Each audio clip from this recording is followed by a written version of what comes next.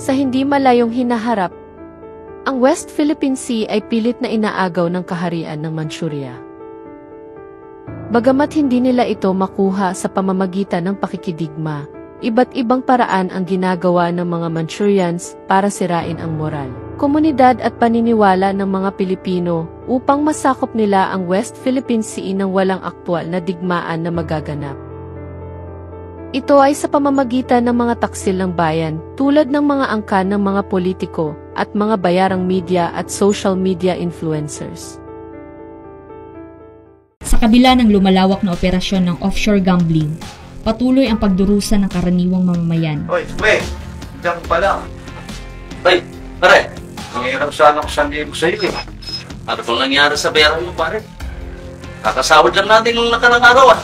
Nga eh. Nasuko ako sa online gaming eh. Hindi ko alam. Yung pera ko. Wala ko, nanalo na. Tapos ng pera ko sa iwalit. Yan ang problema sa bayan natin, pare. Maraming nasisira ang pamilya nang dahil sa online gaming na yan. Pasensya ka na, pare, ha? Eh, yun na nga eh. Pag ako may nakabawi, papayuti sa iyo eh. Alam mo, pare, magkaibigan tayo. Hindi magbabago yun. Kung ako sa'yo, tigil-tigil lang mo na yung sugal na yan. Bakit parang di ka mong kaibigan eh. Pare, kaibigan kita. Hindi magbabago yun. Kaya nga kita pinapayuhan eh. Dahil hindi ka mananalo yan. Computer ang kalaban mo eh. Gusto kong makabawi. Kaya ka nangirang pera sa iyo eh. Salamat na lang. Samantala, labis na ikinabahala ni Shifu ang sunod-sunod na raids ng mga pasugalan nila.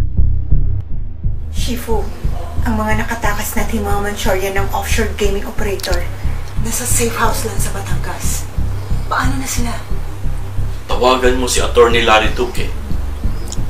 Siya ang abogado ng mga offshore gaming operators natin. Sa rest house niya, itatago yung mga Manchurian friends natin. Dapat hindi sila mahuli ng mga polis.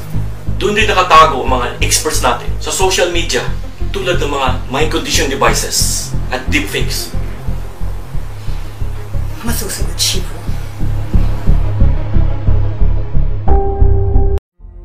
Sa Defenders, may mahalagang pinag-uusapan ang mga kababaihan tungkol sa mga Manchurians. Guys, may tatanong ako sa inyo. May mga kaibigan pa kayong mga Manchurian? Ako meron. Marami rin.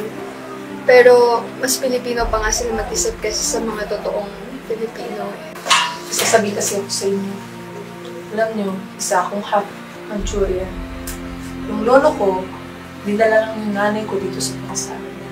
At kaya ako naman natanong, alam niyo naman sa mga nangyayari ngayon dito sa ating bansa, maraming mga Pilipino ang nalagad sa mga Manchurian. Kahit na Pilipino na kami, lagi pa rin silang nagagalit sa amin. Actually, may point si Ali. Naalala niyo ng pandemic pa? Di ba kahit wala naman kayong kasalanan, binubuli pa rin nila kayo kasi dahil lang mukha kayong Manchurian? Ano ka ba? Kahit sa usapin ng nuclear threat, nuclear war, tingin nila sa amin mga terorista. Pero alam nyo, mga Pilipino kami. At ang Pilipinas ang bansa namin. So bilang isang Manchurian, anong mahalaga sa mga Manchurian dito sa mainland? Ang mahalaga sa kanila ay ang kanilang pangalan. Ayaw nilang napapahiya.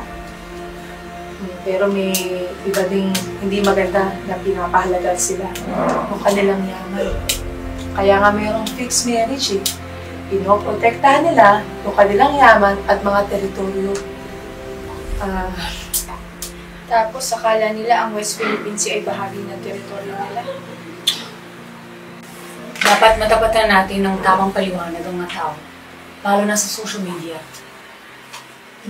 Taas noong isisigaw